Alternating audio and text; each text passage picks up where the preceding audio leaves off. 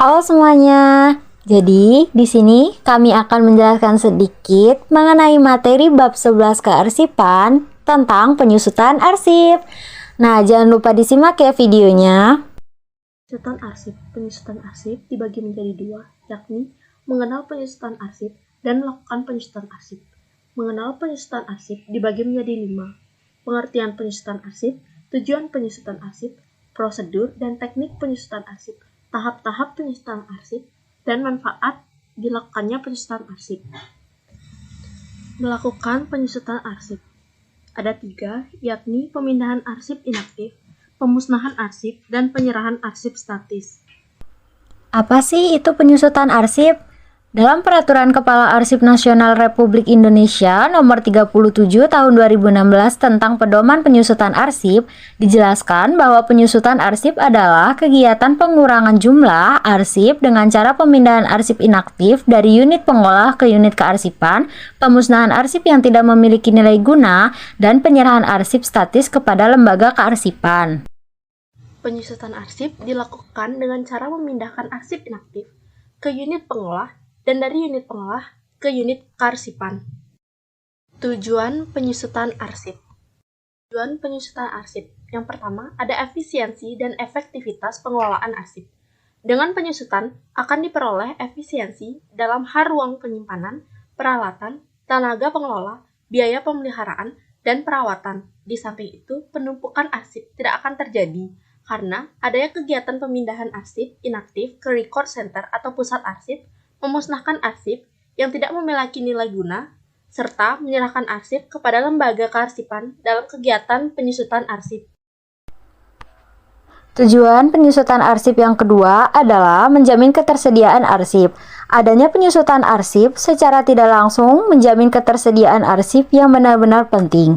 Kegiatan pemindahan, pemusnahan, serta penyerahan arsip akan memisahkan antara arsip penting untuk disimpan. Menyelamatkan bahan bukti kegiatan organisasi. Penyusutan arsip yang konsisten dapat menjamin keselamatan arsip yang memuat informasi tentang kegiatan, keputusan, dan kebijakan, dan proses kegiatan pada suatu organisasi. Selanjutnya, ada mendayagunakan arsip. Dengan adanya penyusutan arsip, berarti penemuan arsip kembali dapat dilakukan dengan cepat dan tepat. Hal ini berarti pendayagunaan arsip untuk kepentingan organisasi dapat dilakukan dengan mudah. Dan yang terakhir, ada pengawasan arsip yang bernilai guna tinggi. Penentuan nasib akhir didasarkan pada penilaian yang dilakukan. Hal ini berarti arsip bernilai guna tinggi dapat terdeteksi dengan penilaian arsip tersebut. Prosedur dan teknik penyusutan arsip. Dalam prosedur dan teknik penyusutan arsip dibagi menjadi 2, yakni penyusutan arsip berdasarkan jadwal retensi arsip dan penyusutan arsip sebelum memiliki jadwal retensi arsip. Yang pertama, jadwal retensi arsip merupakan daftar yang berisi informasi mengenai jenis arsip, jangka waktu penyimpanan, dan keterangan yang berisi rekomendasi tentang nasib akhir arsip, apakah dimusnahkan, dinilai kembali, atau dipermanenkan. Prosedur dan teknik penyusutan arsip. Yang kedua adalah teknik penyusutan arsip berdasarkan non-jadwal retensi arsip, yaitu penyusutan yang dilakukan suatu organisasi ketika organisasi tidak memiliki jadwal retensi arsip dan tidak memiliki program penyusutan arsip secara periodik. Kondisi arsip organisasi tersebut tidak teratur. Tahap-tahap penyusutan arsip. Tahap-tahap penyusutan arsip, yaitu pendataan arsip. Pendataan arsip sendiri dibagi menjadi 2. Yang pertama, pendataan arsip dilakukan terhadap struktur dan fungsi organisasi, dilakukan karena arsip-arsip yang ada pada suatu unit kerja mencerminkan pelaksanaan fungsi-fungsi pada suatu organisasi. Lalu yang kedua, ada pendataan arsip dilakukan untuk mengidentifikasikan kondisi arsip, kondisi tempat penyimpanan, media rekam arsip, volume arsip, kurun waktu penyimpanan arsip, sistem penataan, sarana penemuan kembali arsip, asal arsip, serta lokasi atau tempat dilakukannya pendataan arsip. Tahap selanjutnya yakni pengelompokan arsip. Pengelompokan arsip dibagi menjadi 4. Yang pertama, pemberkasan arsip, yakni kegiatan menata arsip inaktif dalam setiap kelompok atau berkas arsip yang akan ditentukan jangka simpan dan nasib akhirnya. Yang kedua, pendeskripsian arsip, kegiatan menguraikan informasi setiap seri berkas atau arsip atau naskah yang disatukan dalam susunan kesamaan urusan kesamaan masalah, dan kesamaan jenis. Yang ketiga, penomoran definitif dan penataan fisik arsip. Diperlukan membuat skema arsip untuk menentukan hierarki informasinya. Yang keempat, penyusutan daftar pertelaan arsip. Daftar yang berisi uraian susunan berkas sesuai dengan seri arsip yang disusun berdasarkan hasil deskripsi arsip. Penilaian arsip. Penilaian arsip merupakan kegiatan menganalisis informasi dan fungsi terhadap sekelompok arsip untuk menentukan nilai, guna, dan jangka simpan arsip. Penilaian penting dilakukan terutama bagi organisasi yang belum memiliki jadwal retensi arsip. Tujuan penilaian arsip yaitu menentukan lamanya arsip akan disimpan. Dalam melakukan penyusutan arsip, hal pertama yang harus dilakukan yakni pemindahan arsip inaktif. Pemindahan arsip inaktif. Prosedur pemindahan arsip inaktif dapat dilakukan dengan tahap-tahap berikut. Tahap pertama, menyeleksi arsip inaktif. Tahap penyeleksian arsip inaktif dilakukan untuk menyeleksi arsip dengan cara melihat jadwal retensi arsip pada kolom retensi arsip. Yang kedua, penataan arsip. Penataan arsip merupakan kegiatan menata dan mengelola arsip sesuai dengan ketentuan teknis.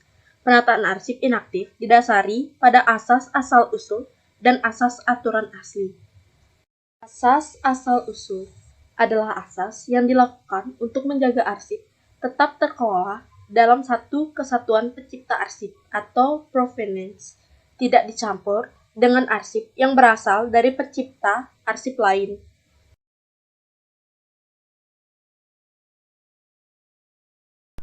Asas yang kedua adalah asas aturan asli. Adalah asas yang dilakukan untuk menjaga arsip tetap ditata sesuai dengan pengaturan aslinya atau original order atau sesuai dengan pengaturan ketika arsip masih digunakan untuk pelaksanaan kegiatan pencipta arsip. Lalu tahap C, pembuatan daftar arsip inaktif. Pembuatan daftar arsip inaktif dilakukan dengan menyusun daftar arsip inaktif yang dipindahkan dan ditandatangani oleh pimpinan unit kerja selaku yang memindahkan arsip dan unit kearsipan di lingkungan pencipta arsip, selaku diterima arsip atau pejabat yang diberi kewenangan. Berikut adalah contoh dari daftar arsip inaktif yang dipindahkan. Selain daftar arsip inaktif yang dipindahkan, pendokumentasian proses pemindahan juga menggunakan berita acara pemindahan. Pembuatan berita acara pemindahan arsip dilakukan pada pemindahan arsip yang memiliki nilai guna. Penyimpanan arsip inaktif yang dikelola oleh Andri di lingkungan pencipta arsip yang memiliki sekurang-kurangnya 10 tahun. Selanjutnya, yaitu pelaksanaan pemindahan. Setelah arsip ditata dan di box diberi nomor sesuai daftar arsip inaktif yang dipindahkan, serta telah dibuatkan berita acara pemindahan arsip inaktif dapat dilakukan. Pemusnahan arsip. Kegiatan pemusnahan arsip, yakni kegiatan menghancurkan fisik arsip dengan teknik tertentu, sehingga fisik arsip dan informasi arsip tidak dapat dikenali. Prosedur pemusnahan arsip yakni sebagai berikut. Yang pertama, pembentukan panitia. Panitia bertugas untuk melakukan penilaian arsip yang akan dimusnahkan. Yang kedua, ada penyeleksian arsip. Panitia penilaian arsip melakukan seleksi dengan melihat pada kolom retensi inaktif dan kolom keterangan dinyatakan musnah pada jadwal retensi arsip. Yang ketiga, pembuatan daftar arsip usul musnah. Dalam pembuatan daftar arsip usul musnah akan dibuatkan kolom yang berisi keterangan, nomor, jenis atau seri arsip, tahun, jumlah, tingkat perkembangan, dan keterangan. Selanjutnya, ada penilaian arsip. Penilaian arsip usul musnah dilakukan panitia penilaian dengan memverifikasi fisik arsip secara. Kemudian, adapun teknik pemusnahan arsip dapat dilakukan dengan cara berikut ini. Yang pertama, pencacahan. Metode ini digunakan untuk memusnahkan dokumen dalam bentuk kertas dengan menggunakan alat pencacah yang dinamakan shredder. Yang kedua, penggunaan bahan kimia. Metode pemusnahan dengan cara memakai bahan kimia yang dapat melunakkan kertas dan melenyapkan tulisan. Yang ketiga, ada pulping. Metode pemusnahan ini adalah metode yang paling aman, ekonomis, bersih, nyaman, yaitu dokumen ditampung di dalam bak yang berisi air, kemudian dicacah, dialirkan melalui saringan. Selain pemindahan arsip inaktif dan pemusnahan arsip, Ada pula penyerahan arsip statis. Prosedur penyerahan arsip statis. Yang pertama, ada penyeleksian dan pembuatan daftar arsip usul serah. Menyeleksi arsip dengan melihat kolom keterangan pada jadwal retensi arsip. Berikut merupakan contoh hasil penyeleksian arsip dituangkan dalam daftar arsip usul serah. Yang kedua, ada penilaian arsip. Penilaian arsip dan hasil penilaian kemudian dibuatkan pertimbangan oleh panitia penilai arsip. Yang ketiga, ada pemberitahuan penyerahan arsip statis. Memberitahukan penyerahan arsip statis kepada lembaga kearsipan sesuai wilayah. Verifikasi dan persetujuan. Memberi rekomendasi apakah diterima atau ditolak. Yang selanjutnya, penetapan arsip yang diserahkan. Landasan bagi pimpinan pencipta arsip menetapkan arsip yang akan diserahkan. Dan prosedur yang paling akhir yakni pelaksanaan serah terima. Selain fisik arsip yang diserahkan, dilengkapi juga dengan daftar arsip usul serah dan berita acara serah terima arsip.